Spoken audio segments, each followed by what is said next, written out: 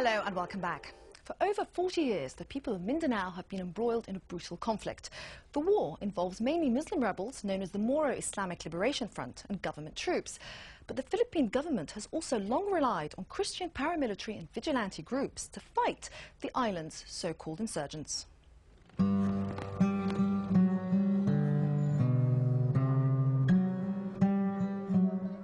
The conflict in Mindanao has displaced about 2 million people. A vast majority of them are Muslims, and many have permanently left their land. The latest peace plan would have recognized land that once belonged to Muslims, a legal claim based on their so-called ancestral domain. It was quickly opposed by powerful Christian leaders in Mindanao, and now the deal, which would have traded land for peace, is dead. The Philippine military, responding to rebel attacks, has once again gone on the offensive.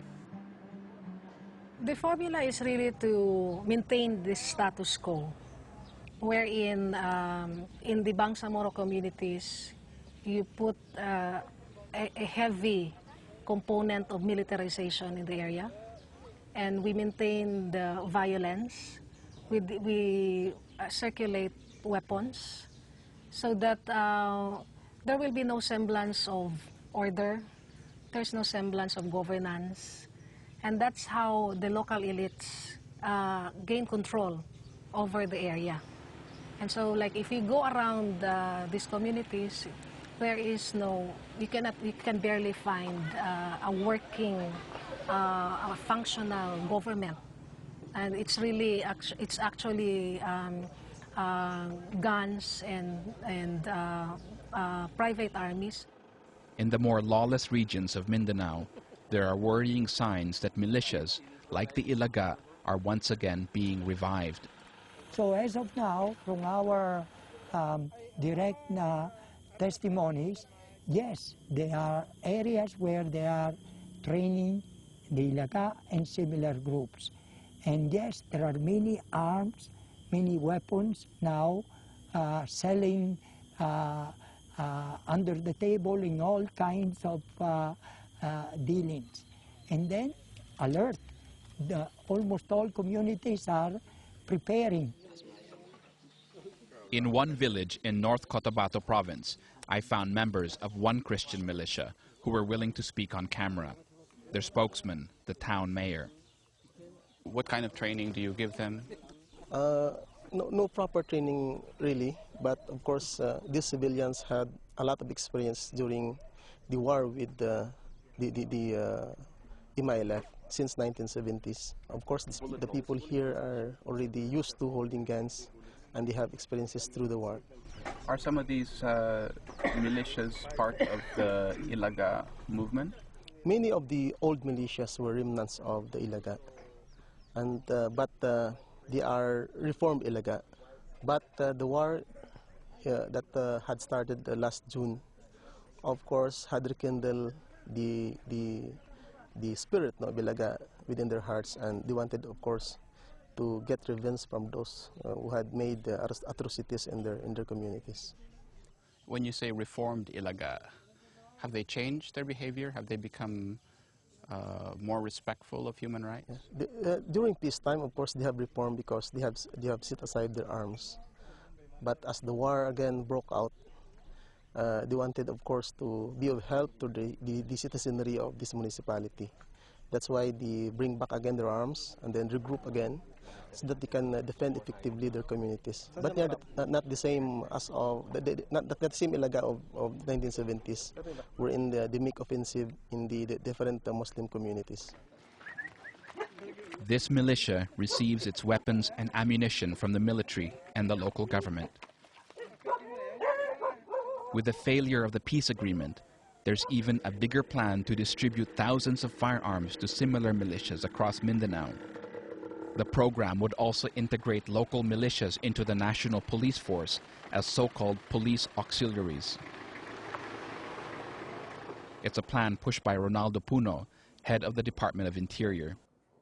Let me read you a statement given by the PNP, Philippine National Police Director General Avelino Razon Jr. He says that it would be best if this so-called reformed Ilaga group came into the fold of the police auxiliaries, so join the institution of the government rather than be outside.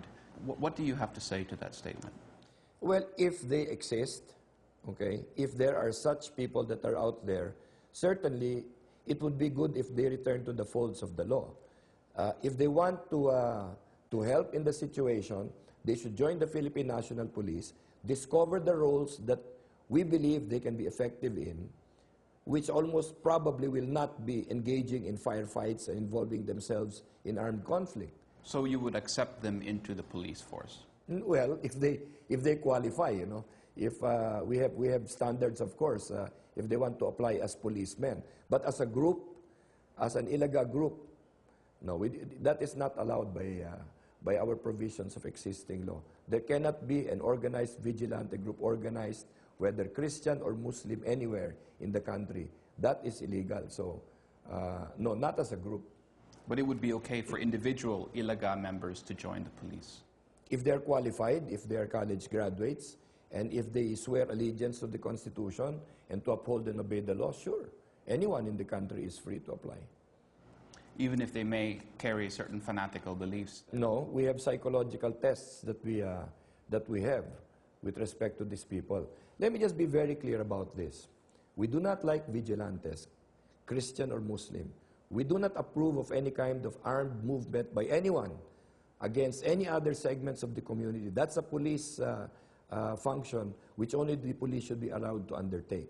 There is no connivance of any official group with any of these vigilante groups. They are breaking the law. We will treat them like criminals if we find them.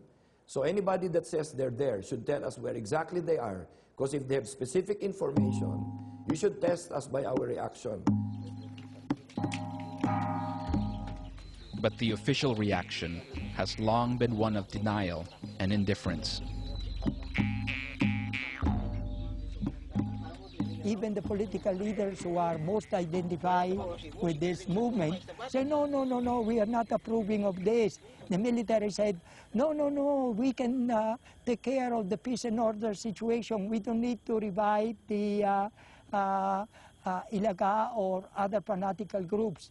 But then, of course, we know in the local culture that many times when there are this kind of denials, it's only for public consumption.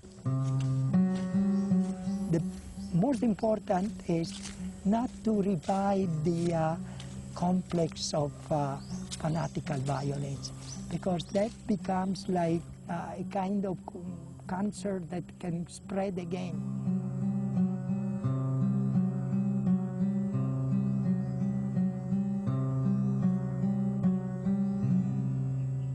Orlando de Guzman reporting that from Mindanao. Now to an update. The Indian state of West Bengal is home to the world's longest-serving, democratically elected communist government. It came to power in the 1970s on a platform of land reform. And in May of last year, we reported how the government was then supporting the forced eviction of farmers from the very land they had once given them to make way for a Tata car manufacturing plant. This is our family land, and this land will help us to survive. We don't want to give this land at any cost. Land was being distributed from the rich to the poor. Now again they are violating property rights, but just the exactly the opposite thing is happening. Land is being distributed from the poor to the rich. Tata Motors has announced they will be pulling out of West Bengal, where violent protests by farmers unhappy with the compensation they received had forced the firm to suspend work on its factory for more than a month. Most of the farmers were compensated for their land, but some 2,000 who refused are still in a state of limbo. We'll keep you posted. That's it for this edition of People at Power, and if you'd like to comment on this report or any other matter, we'd love to hear from you on the usual address, aljazeera.net/English. Until next time, that's it from me.